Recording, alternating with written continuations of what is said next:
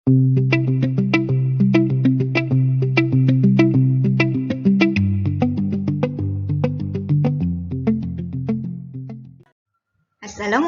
warahmatullahi wabarakatuh. Alhamdulillahirabbil alamin wassalatu wassalamu ala asyrafil anbiya'i wal mursalin wa ala alihi wa sahbihi ajma'in. Alhamdulillah, bersua lagi kita pada kali ini dalam perkongsian pendidikan Islam tingkatan 1 dalam tajuk Keunggulan Perjuangan Khulafa' Ar-Rasyidin, pelajaran 26. Pelajar boleh rujuk pada buku teks pada muka surat 155. Tajuk ini kita fokus kepada Khalifah yang ketiga dan yang keempat, iaitu Khalifah Osman bin Affan dan Khalifah Ali bin Abu Talib. Siapakah Khulafa' Ar-Rasyidin? Khulafa' Ar-Rasyidin ialah gelaran yang diberikan kepada 4 orang sahabat Rasulullah sallallahu alaihi wasallam yang memegang jawatan pemerintah kerajaan Islam selepas kewafatan baginda Rasulullah sallallahu alaihi wasallam. Perkongsian ustazah pada kali ini bidang sirah, pelajaran 26. Khulafa' Ar-Rasyidin seterusnya ialah Khalifah Osman bin Affan. Beliau memerintah dari tahun 23 Hijrah hingga 35 Hijrah bersamaan 644 Masihi hingga 656 Masihi. Mari kita mengenali Khalifah Osman bin Affan. Nama penuh beliau ialah Osman bin Affan bin Abu al-As bin Umayyah bin Abdul Syams bin Abdul Manaf bin Qusay bin Qilab bin Murrah bin Ka'ab. Beliau dilahirkan di Mekah pada tahun 576 Masihi dan berketurunan Bani Umayyah Quraisy. Nama ibu Khalifah Osman ialah Arwa binti Quraisy.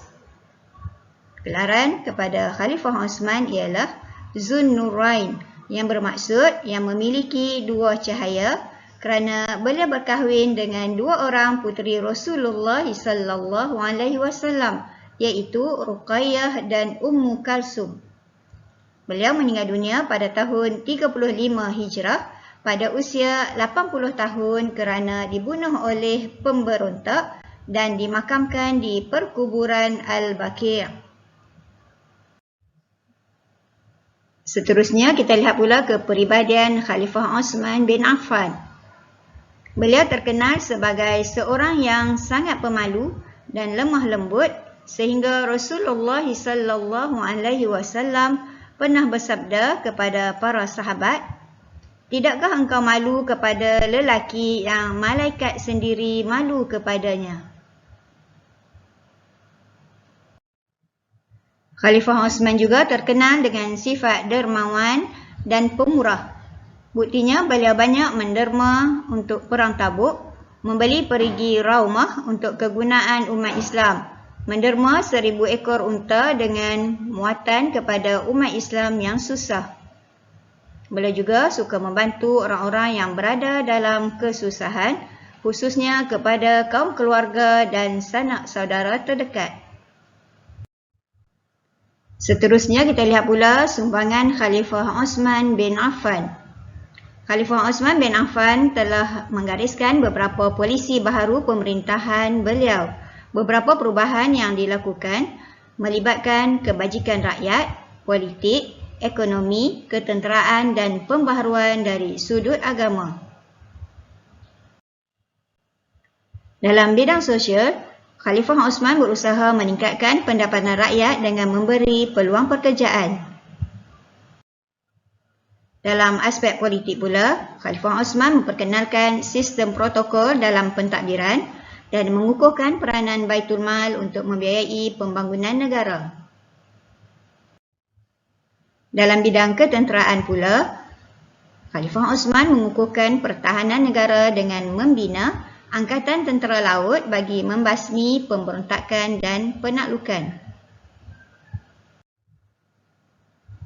Sumbangan Khalifah Osman dalam aspek agama pula ialah Beliau membentuk jawatan kuasa untuk menyalin semula ayat Al-Quran yang dikenali sebagai Mushaf Utsmani. Beliau juga memperkenalkan azan kedua pada hari Jumaat dan mengambil zakat berdasarkan nilai mata wang.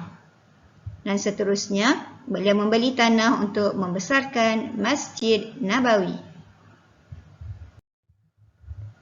Seterusnya, kita lihat pula Khulafa' Ar-Rashidin yang terakhir, iaitu Khalifah Ali bin Abu Talib. Beliau memerintah dari tahun 35 Hijrah hingga 40 Hijrah, iaitu bersamaan 656 Masihi hingga 661 Masihi. Siapakah Saidina Ali? Beliau ialah Ali bin Abu Talib bin Abdul Muttalib bin Hashim bin Abdul Manaf. Beliau dilahirkan di Mekah pada tahun 599 Masihi. Khalifah Ali berketurunan Bani Hashim Quraisy. Nama ibu beliau ialah Fatimah binti As'ad. Gelarannya ialah Abu Turab, iaitu bapa si tanah. Beliau berkahwin dengan Fatimah Al-Zahra, iaitu puteri Rasulullah SAW. Beliau syahid kerana ditikam oleh Abdul Rahman bin Muljam pada malam 17 Ramadan tahun 40 Hijrah. Seterusnya kita lihat pula kepribadian Khalifah Ali bin Abu Talib. Beliau merupakan panglima perang yang berani dan gagah perkasa. Contohnya dalam Perang Khandaq, beliau telah berlawan satu lawan satu dengan pahlawan Quraisy yang lebih berpengalaman, iaitu Amru bin Wid Al-Amiri, dan beliau menewaskannya. Khalifah Ali juga seorang yang pandai berpidato, handal bermain pedang, memanah dan menunggang kuda. Khalifah Ali juga adalah seorang yang pandai menulis dan membaca sehingga dilantik menjadi salah seorang penulis wahyu. Beliau juga sangat pintar dan mahir dalam bidang faraid, Al-Quran, hukum-hukum syarak, bahasa dan sastra, serta kuat daya ingatan sehingga mampu menghafaz seluruh Al-Quran. Seterusnya kita lihat pula sumbangan Khalifah Ali bin Abu Talib. Sebaik menjadi khalifah, Saidina Ali bin Abu Talib telah berhadapan dengan krisis dalaman negara sehingga menjejaskan tumpuan kepada pembangunan negara. Namun beliau telah melakukan beberapa tindakan dari segi sosial, ketenteraan dan ekonomi. Dalam bidang sosial, Khalifah Ali berusaha mengekalkan kestabilan dan keharmonian negara. Manakala dalam bidang ketenteraan, beliau telah membina markas tentera di Parsi dan di sempadan Syria. Seterusnya dalam bidang ekonomi, Khalifah Ali telah meneruskan kutipan jizyah. Setelah mempelajari tajuk ini, cuba pelajar nyatakan gelaran kepada Khalifah Osman bin Affan. Mengapakah beliau digelar sedemikian? Kedua, jelaskan dua sumbangan Khalifah Osman bin Affan dalam bidang politik. Ketiga, jelaskan dua sifat peribadi Khalifah Ali bin Abu Talib. Dan yang keempat, jelaskan dua sumbangan Khalifah Ali bin Abu Talib.